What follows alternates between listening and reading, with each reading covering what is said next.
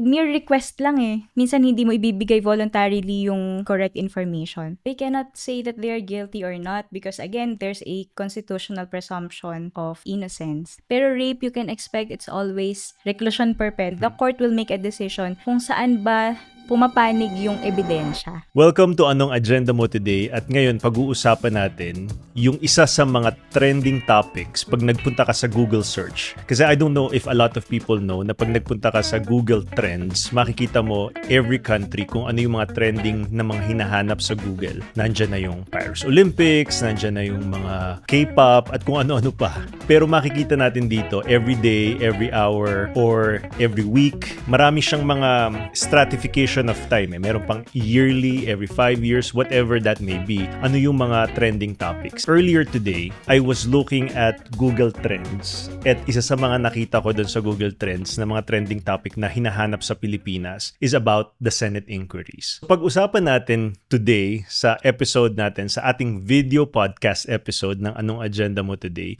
tungkol sa Senate inquiries. And pag-uusapan natin siya in a chat format. Kasi meron tayong kakwentuhan today and we are so fortunate to have her with us. Siya si Attorney Moki. Yay!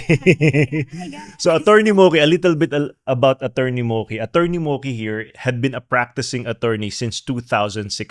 Nagtapos siya sa San Beda Law. Matalino talaga siya. and in the last 6 years or almost 6 years, more than 5 years, she had been working in the court systems back home in the Philippines. Siya yung magbibigay sa atin ng some political science, background, and legal framing kung bakit ba nagkakaroon ng mga tinatawag natin na Senate inquiries. At ano ba yung importance na to sa publiko? Bakit natin kailangang malaman o matutunan kung ano ba yung purpose ng Senate inquiries? Ito ba ay isang criminal case o ito lang ba ay just for the aid of legislation? At ano yung maaari nating matutunan from the Google Trends topic na sinasabi ko nga kanina na ang hinahanap na madalas ngayon sa Google is about Senate inquiries. Attorney Moki, let's talk about kung ano nga ba yung mga Senate inquiries. Okay, before we start, Kuya, ano lang to, disclaimer that everything that we will talk about today is not a legal advice. So this is just conversation of what the law is. Yan. Yun. So yun nga pala, lagi dapat may disclaimer. Yeah. No? This is not a legal advice nor it constitutes any legal advice. Kinukuha lang natin yung expertise at yung perspective about Senate inquiries. First recollection ko of a Senate inquiry was elementary pa ako. Oo nga, sige. Tagal na nun. Naalala ko si late Senator Miriam Defensor Santiago. Ang galing-galing niya doon. So sabi ko, ano kayo ginagawa nila? I think they were trying an impeachment case or something like that. Ano yun, yung impeachment pa ni President Estrada? Or I think so. could be kasi Yeah. matagal na when you were younger. Nung tumanda ako, saka ko siya na-clarify na a Senate inquiry is not a trial. It is not to make an adjudication. So, ang pinaka-purpose talaga ng Senate inquiry is to help the lawmakers, our senators, na maklarify ang isang issue that they want to use for a certain law. So, pag ba inimbitahan ka sa Senate, ano ba yun? May subpoena? Are you required to come for Senate inquiries? Yeah. Sometimes may subpoena. Kasi yung Senate, it's an independent body of Right. government. It's one of the legislative departments. Meron din siyang sariling powers. One of the powers nga is to make legislative inquiry in aid of legislation. In aid of legislation. Ano ba yun? I-define mo nga kung ano ibig sabihin ng in aid of legislation versus a criminal case. Okay. Pag in aid of legislation, ang main purpose natin is nagkukuha tayo ng information, nag-establish tayo ng facts that will help the lawmakers in drafting a bill or a resolution. Kapag pinatawag ka, you are sometimes referred to as a resource person or iba, witness, yan. Pagka meron silang iniimbestigahan, let's say, by the Senate Blue Ribbon Committee, ito yung committee ng Senate na nag-handle ng mga public officers, accountabilities, yan. Pagka, kunyari, gusto nilang i-revisit yung Anti-Graft and Corrupt Practices Act, may portion doon o article, provision, na gusto nilang i-check kung effective ba ito, kailangan ba itong i-amend. Yun yung nangyari, nag-invite sila para makita nila kung applicable po ba yung mga... Sometimes, yeah, pwede yun. Or minsan, gusto nilang gumawa ng bagong batas Mhm. dahil feeling nila ay kailangan ng amyendahan o baguhin yung naunang batas pertaining to a subject matter. So, kagaya nun sa corrupt practices. Corrupt Okay. practice. So, kung gusto nila yung i-revisit, Meron bang nag-come i-revise. out from your recollection, out of the previous Senate inquiries like these, na nag-come out as a law because of that? Yes, meron naman kasi ang dami din nating na-revise na mga batas. Mm. So, I think yung example, si Comprehensive Dangerous Drugs Act, yan. Mm. So, hindi naman din siya napapasa na lang basta na inimyendahan niya yung previous law on drugs ng Right. Philippines. Nag-come up sila doon. Of course, they also conducted legislative inquiries. So, Oh, yun. okay. Before sila mag-arrive doon. And then, ito ding mga recent na mga batas na nakukuha natin. Minsan, result din sila ng legislative inquiries. So, yeah. Okay. So pag-usapan natin dito today yung recent Senate inquiries na napapanood natin sa TV. It's about an Yeah. abuse case for a Senate inquiry in aid of a legislation about abuse, I would imagine. I think this one is handled by the committee involving the media. Kasi maraming committee sa Senate, kuya eh. Merong, yun nga, yung sabi ko yung Senate Blue Ribbon, which is the most popular so far. Oo nga, lagi ko Kasi, siyang diba? naririnig. Mhm. Yun. Then, ito nga yung isa pa na tungkol sa mga media yan. Siguro they're making a law that would protect the rights of people from the entertainment industry. Or, syempre may makukuha din dito sa hearings na to, yung laws that would protect people, not just in the entertainment industry, common people na subject to abuse. Subject to abuse, which I think is a very important case. It's a vital case na kailangan talagang magkaroon ng mga protections through legislation dun sa mga workers, di ba? And everyone na can be subjected to abuse. Pag kaya rin itong Senate inquiry, meron bang makukulong dito pag napatunayan na guilty? Or even, is that even a part of the inquiry to find guilt? No. Kasi again, as I mentioned earlier, hindi siya trial, hindi rin siya for adjudication of a matter. So, ang pwede nilang makuha dito is they can make stricter penalties for abuse, you know? Applicable in the future pag Yes. naging law na siya? Or, for instance, let's pretend na ma-judge yung mga accused na guilty. What happens next? Na are they free men? Makakalabas lang ba sila? Ganun ba yung purpose nun? Actually, yun nga eh, they cannot say that they are guilty or not because again, there's a constitutional presumption of innocence, di ba? Isa yun sa rights of the accused. Hindi sila pwedeng sabing guilty dito sa inquiry na to. Pwedeng magandang kahinatnan nito, ma-deter yung future acts of abuse sa ibang tao. Kasi Through this case. through the law that they can pass after this inquiry. So, pwede nilang taasan yung penalty, yung fine. Actually, yun naman yung purpose, di ba, ng law. Right. Yeah, for prevention. So, it can help the future generations, not necessarily the persons involved in this inquiry. So kung pag-uusapan natin, so ayan, di ba andun sila sa Senate? They're doing the hearings.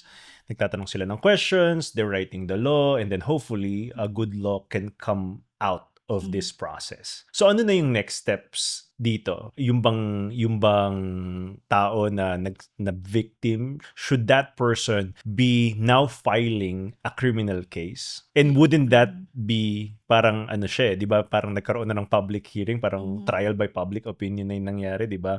And then maging isa siyang criminal case. How does that work? Paano, ano yung nangyayari doon sa kaso na gano'n na televised na siya as a Senate inquiry, and then now you're filing a criminal case. Is that correct? Is that going to be a criminal case? Yes. Ang isang remedy ng person na naging victim of abuse, pwede siyang mag-file ng kaso sa korte. There are certain crimes na you can go straight to the court. Then meron din namang crimes na you should first go to the fiscal's office or the prosecutor's office. Doon sa prosecutor's office, sa level na yon, ipapatawag ulit ang parties and then the prosecutor. So it starts all over again na tatawagin na naman, meron na namang usapan. Pero ano yung difference ng fiscal? Kasi ito yung mga, I think the reason why we're having this discussion is to educate the public about the process of filing a case, of filing yung mga civil suits or criminal suits like this, para ma-inform sila, di ba, na hindi tayo nagtatanong na, paano ba yung proseso? Kasi kahit ako, I already read a lot about this, I watch a lot of media, pero I am not as aware of it as you are kasi ikaw yung nag-aral. This is your expertise. You finish law school, you practice in the court systems. Tell us again about yung process na okay, tapos na yung Senate inquiry. Now yung party, magcha-charge sila ng, repeat that again, magpa-file sila ng kaso sa fiscal's office or magpa-file sila ng kaso sa court? Or is that their option? Okay. A victim can go to the fiscal's office, 'di ba? Doon siya muna magpa-file ng habla laban doon sa akusado. At that level, si fiscal will check if there's probable cause to file a case in court. Yon. Pag dinala ni fiscal, let's say, hindi niya dinismiss, sabi niya, may probable case na may crime na na-commit at ang nag-commit nun or gumawa ay yung akusado. Magpa-file ako ng information. Yung information, yun yung pinaka-case na ipa-file niya sa court. Yun yung paper. Are you saying na yung fiscal ang magdedetermine kung dapat mag-file ng next case? So hindi pa pwedeng gusto ko lang mag-file sa court, gusto ko magkaroon ng court hearing. Hindi ba ganun yung process na? Not all the time. Not all the time. Again, it depends also on the venue, yung may mga city or may mga crimes na pag sa city na ganito, pwede mong i-file direct sa court. Yan. Kagaya din ng mga civil cases, yan naman. Yun yung pwedeng pumunta diretso yung litigant or let's say the plaintiff, yung naghahabla, sa korte. Tapos mag-file siya ng civil case. So ano yung difference ng civil case versus this case? Ano ba yung nagdedetermine ng civil versus criminal? Sa criminal, merong law na na-violate or actually, it's not only an act, it can be an act or omission. Okay? When you do something or you fail to do something, it can be a crime as long as it is defined by a law. A penal law. Ibig sabihin, meron siyang description, it provides for a penalty, then that's a crime. Okay. Yun. Penal law. Yun yung ibig sabihin ng penal law. Okay. Yeah, Ngayon alam ko na kasi hindi ko siya alam eh. Naririnig ko lang siya lagi and then for me as a layman, 'di ba, ang training ko is more on the sciences eh. Yun yung background ko, not law and legal. And dito sa law, in the study of the law, in the practice of the law, talagang nuance yung mga language eh, 'di ba? Specific yung mga words na ginagamit. So yun pala yung ibig sabihin ng penal. Yeah. Maraming laws na nagde-define ng crime and nagpa-punish. Ang isa, yung pinakamatanda natin na law that defines most of the crimes that we know, theft, rape, murder, revised Penal Code of the Philippines. Revised Penal Code. So doon siya makikita, doon siya nakadefine. Yes. Yung ba yung sinasabi mo? So doon sa Revised Penal Code, nandun ito yung ibig sabihin ng theft. Yes. Ganun ba? I see. Yun yung penalties. Ngayon, kuya, di ba meron tayong tinatawag na Republic Act? Or meron ding nung 1970s or 80s, batas pang bansa. Yung mga recent Republic Act na, I think under the 1987 Constitution, puro Republic Act na. Yun yung mga special laws naman na tinatawag. So hindi ito penal? It can be. Okay. So, anything outside of the RPC, kagaya nung binanggit ko kanina, yung Comprehensive Dangerous Drugs Act. Right. For example, yung RA 9165 Right. defines drug trafficking, yan, and it provides a punishment for that. So, it is a special penal law. Anything outside ng RPC. Any crime or offense defined outside of the RPC. Yun. Yung mga bagong crime na, cyber libel, special law yan. So kaya, so bakit hindi na lang baguhin? Ito yung question ko as a layman. Bakit di na lang nila i-revise yung Revised Penal Code? Di ba ano ba siya? Para ba siyang constitutional? It requires the act of Congress to change it? Yes. Ano ba yung process? Yun yung isang process yung by Congress. So, naggagawa sila ng mga batas. They can amend the penalties. Merong recent law din na inamend yung penalties sa Revised Penal Code. So, hindi nila ni-revise yung buong RPC. They just revised the penalties. So, it's a law, a new law. Kasi yung code, pag sabi mong code, it's a codification of all laws. Pinagsama-sama nila lahat sa isa. Kinompress nila into one law. Got it. Yun. So, these laws existed sobrang tagal na. So, you can't just revise it as a whole. Yeah. Kaya ang ginagawa ng mga lawmakers, they revise a portion. So, kunyari, yung sa rape, meron na silang mga bagong law na ginagawa, only revising portions of the crime of rape as defined in the RPC. So, ganun lang siya. So, yan, medyo naintindihan ko na. Sana naintindihan nyo din yung pinaliwanag ni Attorney Moki here kung ano yung difference ng Penal Code, Revised Penal Code, at Republic Acts. Yes, which Kaya are nga. the new laws. The Yan. newer laws. Okay. So, bumalik tayo dun sa pinag-uusapan natin. Doon sa Senate inquiries. Di ba yun nga yung sinasabi ko kanina? So, may Senate inquiry. Ngayon, si victim, gusto pa rin niyang mag-file ng criminal case. Kung gusto niya mag-file ng criminal case, dadaan siya sa piskalya and then yun yung magde-determine kung warranted yung isasampang kaso. Na-mention mo yung probable cause. Lagi ko ring naririnig tong probable cause as a legal jargon. Ano bang ibig sabihin ng probable cause? So, ang probable cause, yung to the mind, for example, of the prosecutor, there was a crime committed and it is probable that the accused was the one who committed that crime. So, in simple terms, parang ganun siya.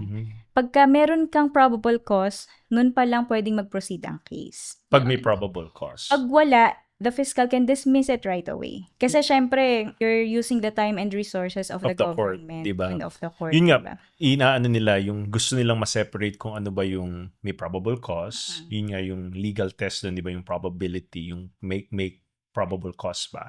Para ma-avoid nila yung mga nuisance cases na hindi siya dapat itinatry kasi it requires time, energy, effort, money from the government. Okay, so sabihin na natin na based on that Senate inquiry, merong probable cause, it moves up to the court systems. Saan ba siya nag-umpisa? Nag-umpisa siya, ano ba yung levels nun sa court systems? Local courts? Oh, okay. So, para makapag-file ka din ng case, you have to determine yung, minsan yung amount involved in theft cases.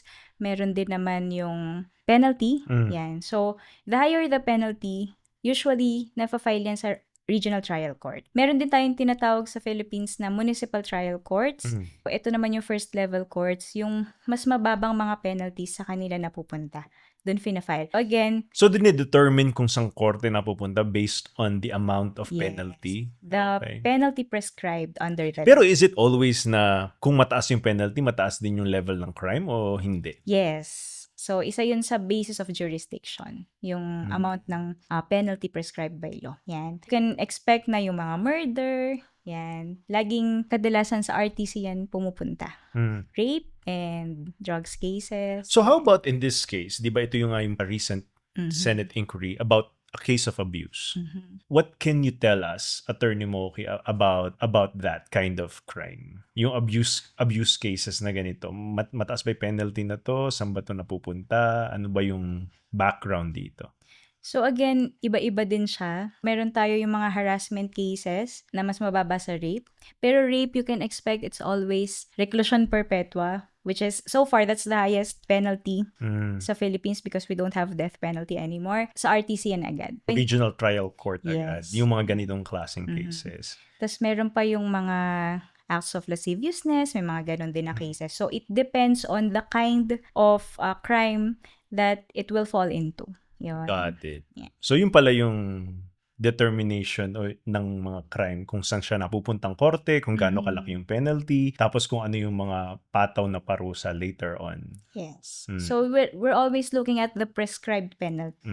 Yung nakasulat sa batas na ito'y penalty sa ganitong crime. Yun. Got it. So, di ba yung isang kaso pa dun sa Senate inquiry is about crime na nakomit 10 years ago of the same nature. Ano ba yung masasabi mo dun sa mga ganong kaso? Meron bang statute of limitations dun sa mga ganong kaso? May hear pa ba to? May pag-asa ba itong matry? May pag-asa pa bang ma-hold accountable yung may kasalanan? Statute of limitations, ang ibig sabihin kasi ng statute is batas. It is a law, yung statute of limitations, there are certain laws that provides for limitations or time limits kung kailan mo lang pwedeng i-file ang isang kaso. Until when can you prosecute a case or bring up a civil action. So, it applies to both criminal and civil actions. Again, magkakaiba din yung years involved. But for criminal, meron tayong tinatawag na prescriptive period. Ang ibig sabihin ng prescriptive period naman, yun yung expiration period. So, pag na hindi na pa pwedeng magsampa ng kaso. Yes. So, it will be barred by time after. Let's say, yung rape. Sige. Okay, so rape is a crime punishable by reclusion perpetua. Reclusion perpetua meaning life imprisonment. Is that the same or hindi? Halos same siya, pero So, kasi hindi pala pareho yung Oo. reclusion perpetua at Not life necessarily, imprisonment. Kasi si reclusion perpetua, yun yung ginagamit na terminology ng revised penal code sa period of imprisonment na nagre-range from 20 years and 1 day to 40 years. Sa aking pagkakaintindi nung pinaliwanag mo, kunyari may nakatulan ng reclusion perpetua, it doesn't mean na hanggang mabulok na siya dun sa kulungan. Yes. Maaring makulong lang siya ng 20 years and that still is reclusion perpetua. Yeah, 20 years and 1 day. Okay, to 20 years and 40 1 day. years. Okay. Yun. Sa special laws, minsan ginagamit din nila yung same terminology sa RPC, Revised Penal Code, na reclusion, temporal, perpetua, prison mayor, mga ganyan. Pero kadalasan, life imprisonment. Yun. Tapos yung years niya, depende din kung ano yung naka-define dun sa batas. So, let's say, life imprisonment, ranging also from 20 years and 1 day to 40 years. So, bumalik tayo dun sa pinag-uusapan natin about dun sa isang kaso na 10 years ago nangyari yung case, ngayon gusto niyang mag-file ng criminal case. Hypothetically, kumiyari ako yung nangyari sa akin yun. Tapos gusto kong mag-file ng criminal case 10 years after, 11 years after, 15 years after. Meron pa ba akong kaso? Paari ko pa ba siyang gawin o hindi na? In this specific instance, for example, si rape, since ang penalty prescribed by law is reclusion perpetua, under the RPC also, there's a specific provision, I think Article 90, na ang prescriptive period for reclusion perpetua is 20 years. And it starts, the prescription, kailan nagra-run yung period from the discovery of the act. Let's say this person did not file A case.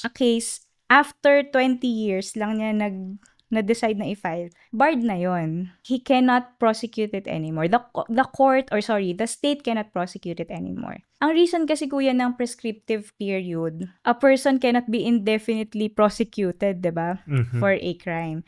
Kaya so naglalagay ng prescriptive period or ng time limit yung batas. So halimbawa sa akin, na ngayon ko lang na-garner yung courage na mag-file after 15 years.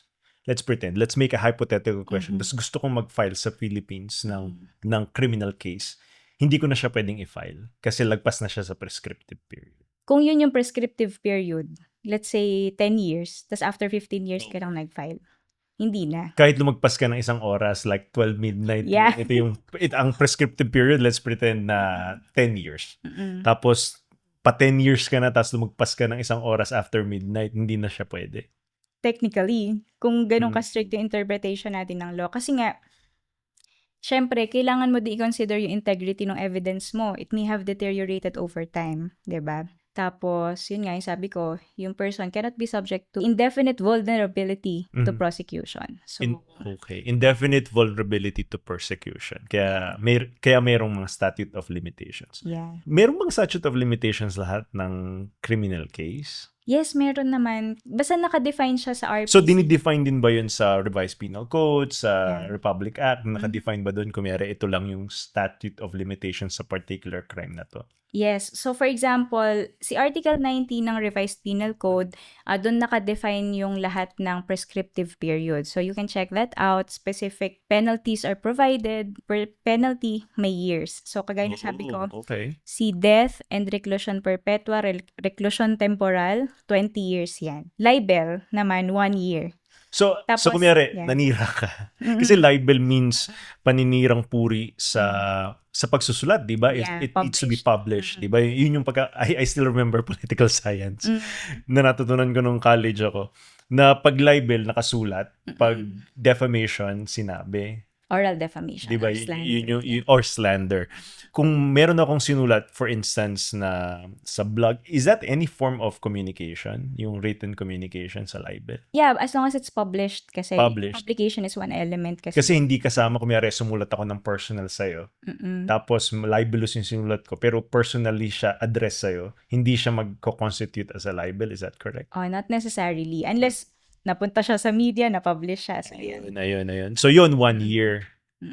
Tapos, 1 paglagpas dun, hindi ka na pwede. Is that the same for cyber libel or is it different? Ayun. Actually, there's a recent case, kuya, decided by the Supreme Court ng Philippines. I think it was just last year. And this case involves a very popular personality. Mhm. Siguro kilala mo siya. Pero ang isa dun sa mga sinabi ng court sa case na yun, cyber libel also prescribes in 1 year. So if you want to file a case for cyber libel, you have to file it within 1 year. Within 1 year from discovery. So may The cyber precedent yung nangyari na yun. Na nangyari na judge na hindi ka pa pwede mag-file after dun sa prescribed time period. Since decided siya ng Supreme Court, this is also has the effect of a law. Yung Supreme Court decisions. Yun na rin yung rule na i-follow mo later on with respect to cyber libel. Wow, ang dami kong natutunan dun about filing, about statute of limitations, about differences of criminal cases versus civil cases na na-file. So isa sa mga napapanood ko pag nanonood ako ng mga Senate inquiries, yung holding someone in contempt. Di ba parang lagi ko naririnig yan sa mga TV shows, sa mga court dramas, pero naririnig ko rin siya dun sa Senate inquiries. Ano bang ibig sabihin pag hinold yung individual in contempt? Ito ba'y criminal case? Ito ba'y... Kasi naririnig ko, pwede kang ikulong doon o hulihin or something like that. Can you enlighten us, Attorney Moki, about the meaning of contempt, holding someone in contempt? Okay, so yung contempt power ng Senate specifically, it addresses contumacious acts against the Senate. So for example, you're a witness tapos you gave false testimony. It's a contempt against the Senate or the committee that conducts the inquiry. Why? Kasi it's a disrespect, di ba? You're testifying under oath. So is that the meaning of contempt? Disrespect? Simple terms, yeah. Oh, yun. Disrespect. Parang and may penalties din siya? Sa Senate, wala. Kasi actually, di ba? So ano yun? Sinasabi lang na I will hold you in contempt just to say it? Kasi kung wala naman pala siyang teeth, wala siyang accompanying consequence? Ang purpose kasi din ng contempt is para hindi ka mag-lie under oath. Kasi, pero kung mag-lie ka under oath, wala naman pala talaga siyang impact sa'yo. Doon pumapasok yung power din to order arrest ng Senate. So the Senate has a power to order arrest? Yes. And again, the purpose of this rule is to compel appearance before the Senate and to compel you to provide only truthful information. Pag mere request lang minsan hindi mo ibibigay voluntarily yung complete and correct information. Kasi nire-request ka lang naman Isa ko diba? pang naririnig, aside from contempt, holding someone in contempt. Kasi naririnig ko na yan, pinag-usapan nga natin kanina yung cases nung impeachment nung panahon ni Senator Santiago. Diba? Yung tinuro niya yung mga tao dun sa plenary and then pinahold niya in contempt dun sa court. So, nung palang naririnig ko na siya. Thank you for enlightening us about that contempt. And then, meron ka pa bang ibang maidadagdag about contempt? Okay, ito yung importante din kasi may case din na mga na-decide ng Supreme Court, also recent cases Right.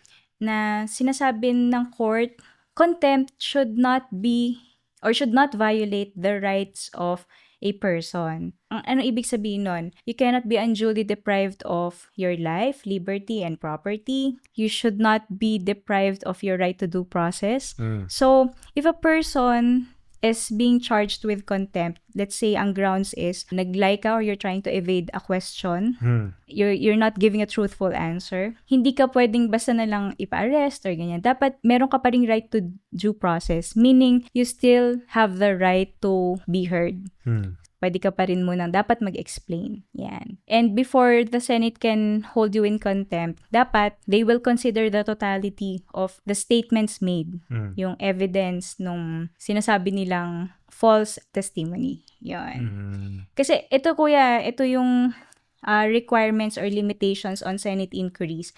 Tatlo yan. So, the first one, yun nga, dapat yung inquiry should only be in aid of legislation. Tas number 2, dapat i-follow niya yung procedures ng Senate. Rules of procedures, meron din sila niyan in conducting inquiries. And the third one is, yun nga, it should not violate the rights of the resource person. Yeah. Yun. Kasi it also reminds me yung separation of powers, di ba? In a republic, you have the executive, legislative, and and the Mhm. judiciary. So yung judiciary talaga yung nagde-decide ng mga criminal civil cases. Ito nga, yung sa Senate is just for the aid of legislation para makagawa sila ng mga Yeah. batas, Mm-mm. and yung interpretation of laws falls in the shoulders Mm-mm. of the people in the judiciary department. Yun pala, yung contempt and power to order arrest, these are just mechanisms to ensure that the Senate or the Congress as a whole will effectively perform their legislative functions. Ibig sabihin, hindi siya expressly provided under the Constitution, and also the power to order arrest is not specifically provided in the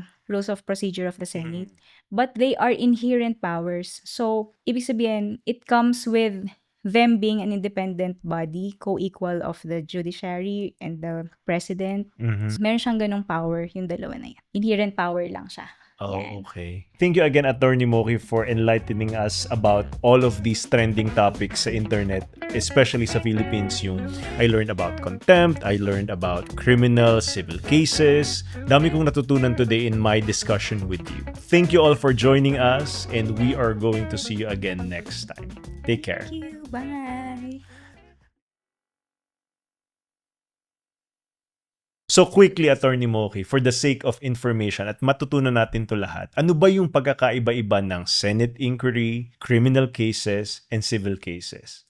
Ang Senate inquiry, lagi siyang in aid of legislation. It's not a trial. It's not to make an adjudication. Okay. Yun yung limitations niya. Criminal case and civil case, ito naman, merong trial, may adjudication at the end of the trial. Adjudication, ano ibig sabihin ng adjudication? The court decides, in criminal case, for example, whether an accused is guilty or not. Yun yung adjudication. Yeah. May resulta. May result. And merong judgment. May judgment. Yan. Okay. Si civil case naman, may decision ng court dyan kung entitled ba yung plaintiff or yung petitioner sa final niyang prayer niya sa kanyang petition or complaint. Let's say, is he entitled to damages? Yan. Is he entitled to the possession of a real property or lupa? Yan. Yung pagkiklaim ng lupa, kunyari gusto kong agawin yung lupa ng may lupa. It's a civil case. It's a civil case. Yeah, civil case yan. Hindi kasi ito based sa mga napapanood natin sa mga teleserye, 'di ba, puro agawan ng lupa diyan. So ito pala, kung ikaw ay bida sa isang teleserye at inagawan ka ng lupa, magsasampa ka ng civil case. Yes, recovery of possession yung tawag dyan. Yun nga, ang decision ng court sa civil case is entitled ka ba sa possession, sa damages, or hindi. Yan. There are always two sides, 'di ba, in a case, and the court will make a decision kung saan ba pumapanig yung ebidensya. Yun. Ayun. The court, again, another difference ng Senate and ng court hearings. So sa Senate, every information that they get, they will use it to make a law, to revise a law or a portion of it. And doon naman sa court hearings, ang purpose niya is to use the evidence to decide. Yun naman, kung yun nga, meron bang crime na na-commit, may liability, and meron bang mas entitled sa isang right kesa sa isa pang tao. I think that clarifies it kasi pinaliwanag mo ng maigi kung ano yung pagkakaiba-iba ng Senate inquiry versus criminal cases versus civil cases. Yeah.